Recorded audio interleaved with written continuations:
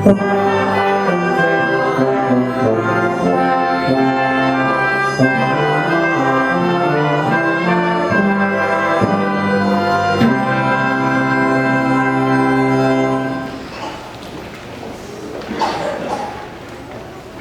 the parakeet never saw it coming. One minute, Hansi was peacefully perched inside of his bird's cage, and the next minute, he was sucked in, washed up, and blown over. See, Hansi's problems began when his owner decided to vacuum out his bird cage. She stuck the vacuum attachment inside the cage, and about that moment, her phone made a buzz, and as a lot of us do, we look at the phone really quickly, and it distracted her. But when she turned back from the phone, Hansi was gone. She immediately pushed the phone to the side, looked inside the vacuum cleaner bag, and sure enough, Hansi was there, alive, but stunned. Since he was covered with dirt and debris, his owner grabbed him, raced down the hallway to the bathroom where she stuck him under a faucet and ran cold water over him for 2 minutes. Well, she then realized that she had, her bird was now soaked and shivering, and so she did what any compassionate bird owner would do. She reached for her hair dryer and blasted the bird with hot air. Poor Hansi never knew what hit him. Several days later, a local interest reporter covering the story called to see how Hansi's recovery was coming along, and the owner said, "Well, Hansi doesn't sing much anymore. He just sort of sits there and stares." Now, of course, he just sits there and stares. I mean, that experience would stop any one of us from singing for joy. It's the same thing for us. You know, when things take a turn for the worst, it's never an easy adjustment. Maybe you can even relate to Hansi this morning. Perhaps you've gone through some tough times when things changed rather quickly, and not for the better. The factory unexpectedly closed. Your significant other left you abruptly. The police were standing at your doorstep. Someone close to you died. Your investments took a nosedive. At that time, it felt like your song is gone, and it seems like it would never come back. Maybe you're also struggling with finding reasons to just celebrate it all or to sing. Well, if so, you're not all that different from Jesus' followers on that morning right after his crucifixion. Things have been going great for them. Over the past 3 years, they had traveled with Jesus, seen him perform miracles, learned immense wisdom, experienced positive change, but now he had been crucified and gone, just killed and gone. I mean, talk about experiencing some of the worst in life. If a reporter had asked Jesus' followers how they were doing after all this, we might have heard them say something like, "They don't sing much anymore. They just sort of sit there and stare." But then something happened, and the world would never be the same. We hear in today's gospel reading that one disciple, Mary Magdalene, remained beside Jesus' tomb by herself after it was discovered to be empty. And what else did she do? Well, Jesus' body was gone, and she first assumed it had been stolen. Not only had his life been taken, but now his body was taken. And so she was upset and saddened and distraught. She felt helpless and joyless, unable to sing anymore.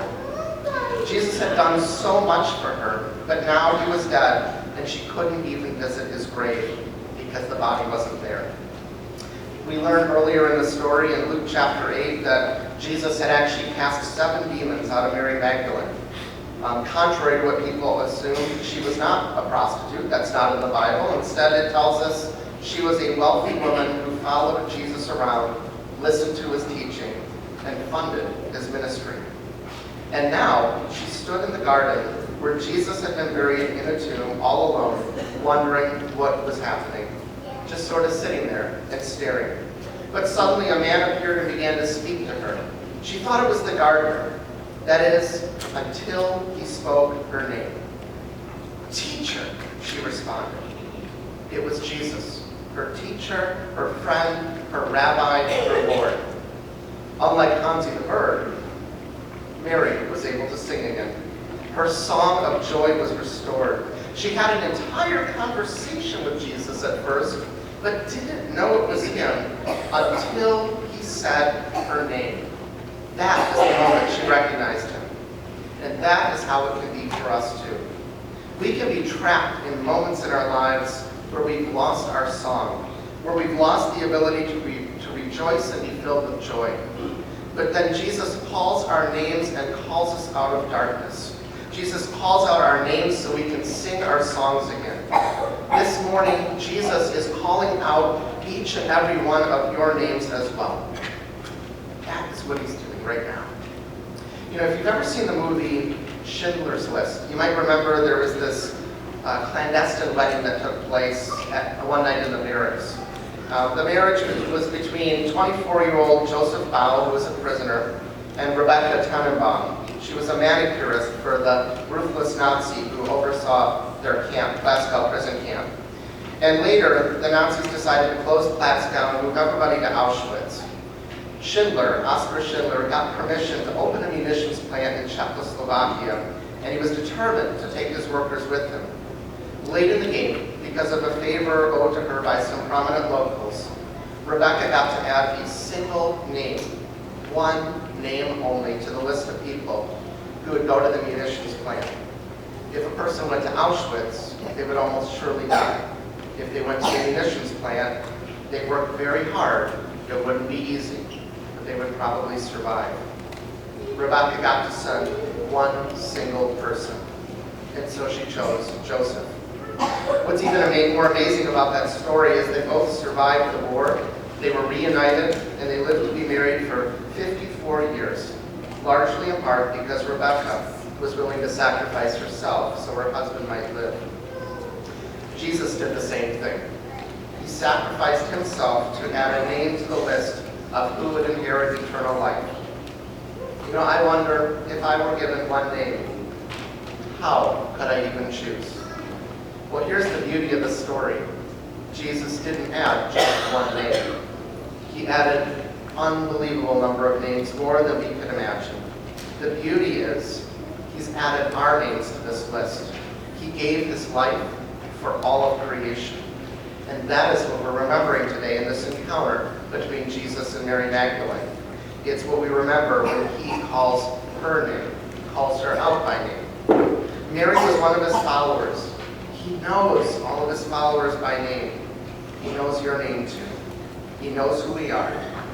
Now, we may not recognize him at first. After all, Mary didn't, and she had been walking with him for 3 years. But that doesn't mean that he isn't trying to call out to us. So let's listen. How is Jesus calling you by name this morning? Are you standing beside a tomb, saddened by a loss? Perhaps Jesus is calling you back to joy and to this life. Are you heartbroken over the loss of something in your life, or a relationship, a friendship, a marriage? Perhaps Jesus is calling you by name and inviting you into a relationship with him and better relationships with other people.